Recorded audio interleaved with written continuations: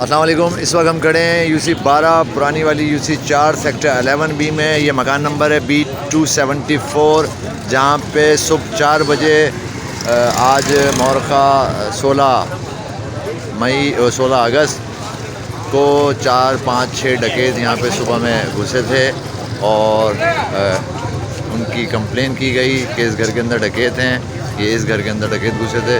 और बर वक्त सिंध पुलिस की कार्रवाई के बाद यहाँ पे 60 डकैत हमारे पुलिस के एहलकारों ने मारे हैं।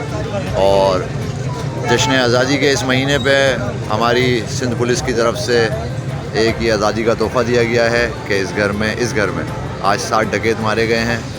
और हम थाना सर सैयद की पूरी टीम को, SHO शाहिद ताज और उनकी पूरी टीम को बहुत मुबारकबाद देते हैं और उनका शुक्रिया अदा करते हैं कि वो आवाम की इन नागुरेज़ा अनासर से आवाम की जान छुड़वा रहे हैं।